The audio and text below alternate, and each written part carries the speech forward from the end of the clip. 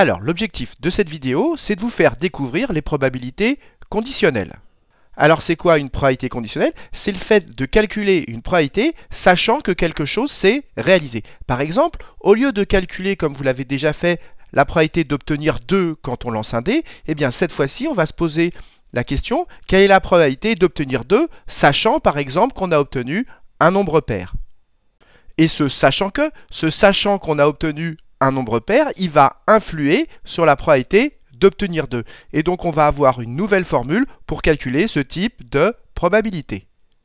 Et c'est pour ça que je vous propose cet exercice qui va vous permettre de découvrir cette nouvelle formule. Donc maintenant, appuyez sur pause, cherchez bien cet exercice qui va, je répète, vous permettre de découvrir cette nouvelle formule sur les probabilités conditionnelles.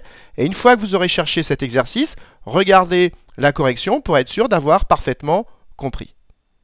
Alors corrigeons cet exercice. Vous avez un tableau qui vous donne la répartition des élèves dans un lycée. Alors comment se lit ce tableau? Eh bien sur cette ligne par exemple, vous avez la répartition des filles en fonction des secondes, premières et terminales. Pareil ici sur cette ligne, vous avez la répartition des garçons, secondes, premières et terminales. Et en colonne, eh bien vous avez la répartition filles-garçons pour les secondes, pareil pour les premières et pareil pour les terminales. Donc c'est un tableau qui se lit très facilement. Alors la première chose à remarquer, c'est que si on fait la somme de toutes les cases qui sont dans ce tableau, eh bien ça vous donne le nombre d'élèves total. Eh bien si vous faites cette somme, vous trouverez 900. Ça veut donc dire que dans ce lycée, il y a 900 élèves. Alors corrigeons la première question. On nous demande de déterminer P de G. Mais G c'est quoi? C'est l'élève est un garçon. Donc on doit déterminer la probabilité que quand on croise un élève, ce soit un garçon. Alors regardons la ligne des garçons, ici il y en a 200, 100 et 100, donc au total dans ce lycée il y a 400 garçons. Mais 400 garçons parmi 900 élèves. Donc la probabilité quand on croise un élève que ce soit un garçon, eh bien c'est le nombre de garçons divisé par le nombre d'élèves total, c'est-à-dire 400 sur 900. De même, on nous demande de calculer P de T, c'est-à-dire la probabilité qu'un élève soit en terminale. Eh bien, regardez, ici, il y a 200 élèves en terminale, 200 sur 900. Donc, la probabilité de croiser un élève au hasard de terminale, c'est donc 200 sur 900. Voilà qui termine la première question qui est extrêmement simple. Donc, c'est maintenant dans la deuxième question qu'on va aborder les probabilités conditionnelles. On vous dit qu'on croise un garçon. Quelle est la probabilité qu'il soit en terminale? Ça veut dire que maintenant, on sait qu'en face de nous, on a un garçon. Et on se pose la question, quelle est la probabilité qu'il soit en terminale?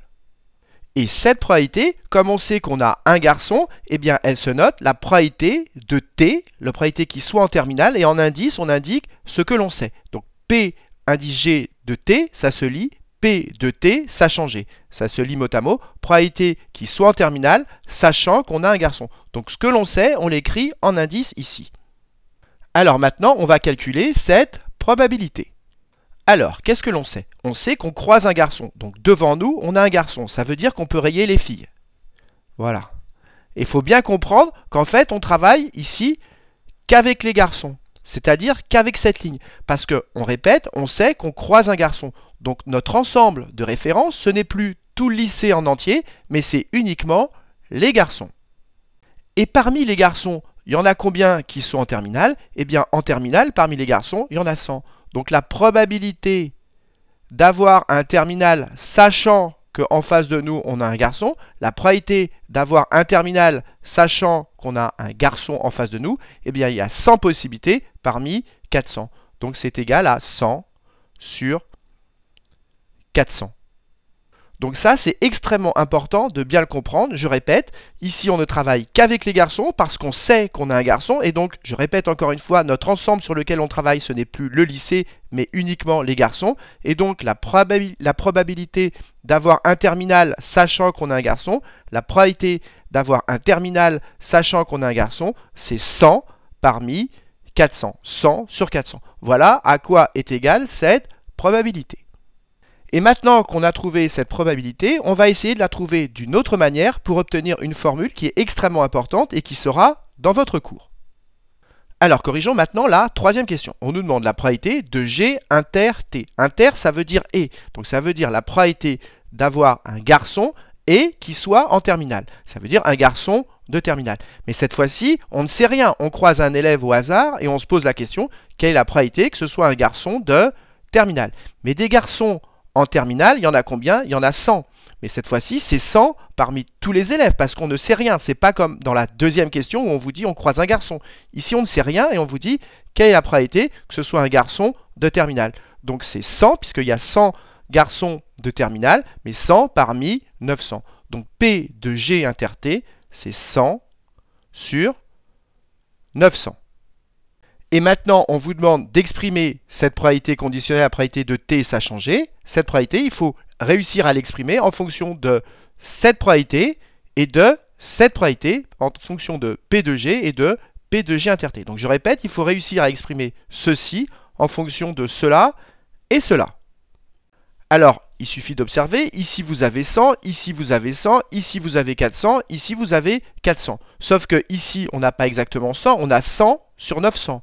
Et ici, on n'a pas exactement 400, on a 400 sur 900. Donc moi, ce que j'aimerais, c'est plutôt qu'avoir 100, je préfère avoir 100 sur 900. Et ici, au lieu d'avoir 400, je préférerais avoir 400 sur 900. Eh bien, qu'est-ce que je vais faire? Je vais diviser en haut et en bas, tout par 900. Et comme je divise par le même nombre en haut et en bas, ça ne va pas changer la fraction. Donc c'est ce que je vais faire maintenant. Alors, si je divise par 900 en haut et par 900 en bas, voilà ce qu'on obtient. Et 100 sur 900, c'est exactement ceci, c'est-à-dire P de G inter T. C'est pour ça que 100 sur 900, je peux mettre à la place P de G inter T. Et 400 sur 900, c'est tout simplement P de G. Donc je répète, j'avais ceci, j'ai divisé par 900 en haut et en bas, et là je reconnais P de G inter T en haut, et en bas je reconnais 400 sur 900, c'est-à-dire P de G. Et voilà, j'ai réussi à exprimer cette probabilité en fonction de celle-là et celle-là. Et cette formule P de T sachant G, c'est égal à P de G inter T sur P de G, c'est exactement la formule qui sera dans votre cours. Et si je reprends cette formule que j'ai écrite là, et là, au lieu de mettre T et G, je mets A et B, eh bien, dans votre cours, vous aurez que la probabilité de A sachant B, c'est égal à quoi? C'est égal à la probabilité de A inter B, divisé par la probabilité de B. Évidemment, pour appliquer cette formule, il faut que P de B soit différent de 0, sinon ça n'a aucun sens. Et cette formule, c'est la formule fondamentale qu'on utilisera très souvent dans les probabilités conditionnelles et qu'on a deviné ici avec la probabilité d'être un terminal, sachant qu'on a un garçon. Vous l'avez deviné ici grâce à cet exercice, ce qui vous permettra, je l'espère, de mieux la retenir. Donc cette formule que j'ai écrite ici, elle est dans votre cours, elle est fondamentale, il faut absolument la connaître. Et je répète, grâce à cet exercice, vous avez réussi ici à la deviner. Mais cette formule, c'est une définition. Alors maintenant qu'on a expliqué cette formule, on va apprendre à l'utiliser à travers cet exercice que je vous propose maintenant.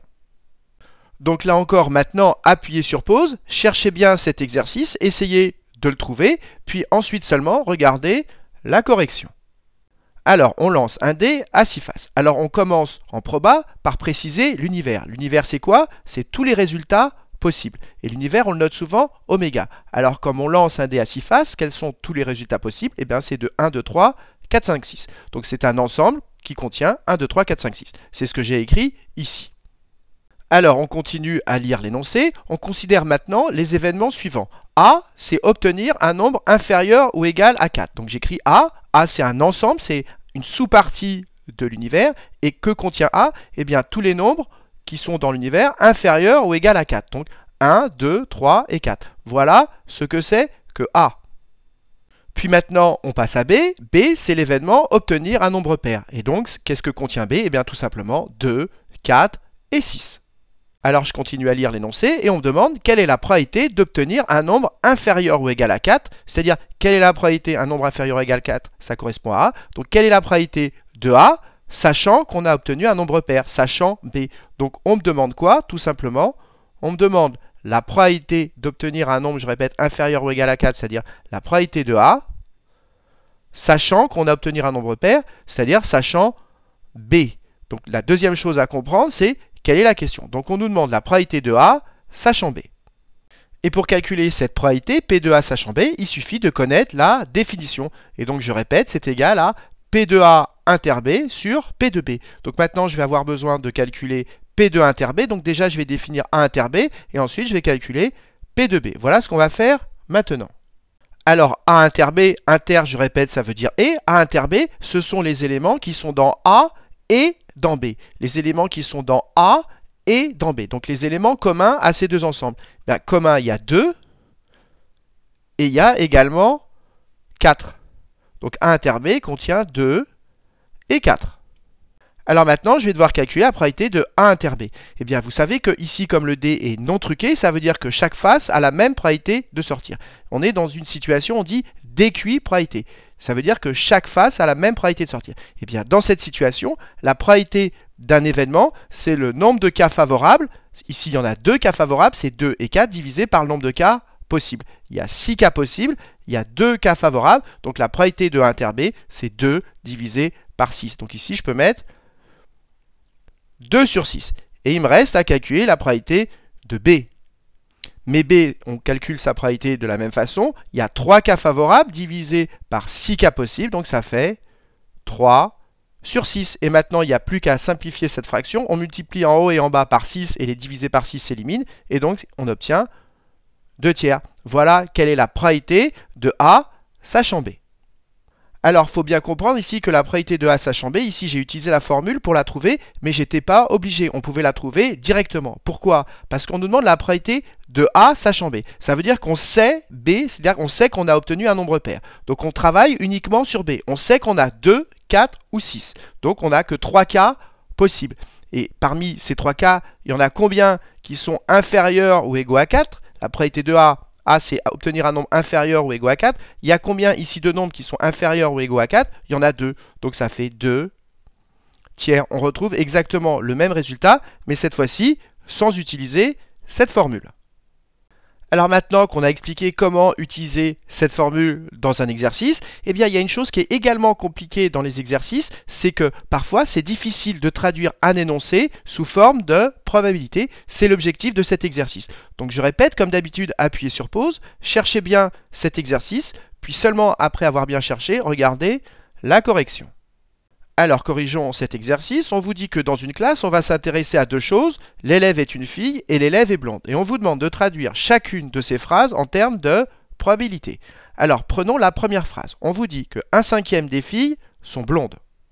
Alors pour comprendre cette phrase, je vous conseille de faire un schéma. Ici, j'ai représenté l'ensemble des filles et dans cet ensemble, il est en deux parties. D'un côté, on va dire de ce côté-là, il y a les filles qui sont blondes et de ce côté-là, les filles qui ne sont pas blondes. Et donc ici, il y a 1/5 des filles qui sont là. Et donc ici, il y en a 4/5. Mais ce qu'il faut comprendre, c'est que si vous avez une fille devant vous, si vous savez que vous avez une fille, eh bien la probabilité qu'elle soit blonde, c'est 1/5. Donc cette phrase, en fait, elle se traduit comment? Elle se traduit la probabilité d'être blond, sachant qu'on a une fille. Je répète, parce que si vous savez que vous avez une fille en face de vous, la probabilité qu'elle soit blonde, c'est 1/5. C'est exactement ce que dit cette phrase. 1/5 des filles sont blondes. Ça veut dire que parmi les filles, il y en a 1/5 qui sont blondes. Donc ça veut dire que la probabilité d'être blond parmi les filles, sachant que c'est une fille, c'est 1/5. Voilà comment se traduit cette phrase en termes de probabilité. Maintenant, traduisons la deuxième phrase. Cette fois-ci, on vous dit la moitié des blonds sont des filles. Je fais le schéma, ça veut dire que si vous savez que quelqu'un est blond, eh bien, il y a une chance sur 2 pour que ce soit une fille.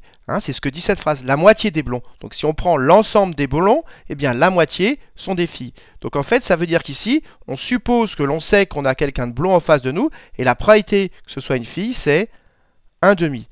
Donc ici, cette deuxième phrase, elle se traduit avec une probabilité conditionnelle qui est exactement le contraire de la première phrase. Donc faites bien attention à la subtilité entre la première phrase et la deuxième phrase. C'est fondamental dans les exercices, sinon après, ça vous donne des erreurs de calcul parce que vous n'aurez pas traduit l'énoncé correctement. Alors maintenant, traduisons la troisième phrase. On vous dit que 3/8 des élèves sont des garçons. Donc ça veut dire que P de G, la probabilité d'être un garçon, c'est tout simplement 3/8. Ici, il n'y a pas de probabilité conditionnelle. Sauf que l'événement G, on ne l'a pas défini. Mais G, c'est le contraire de F, c'est l'événement contraire. G, c'est le fait de ne pas être une fille. Donc au lieu de traduire ça comme ça, vous traduisez comme ceci. La probabilité de ne pas être une fille, c'est-à-dire d'être un garçon, c'est 3/8. Voilà comment on traduit cette troisième phrase.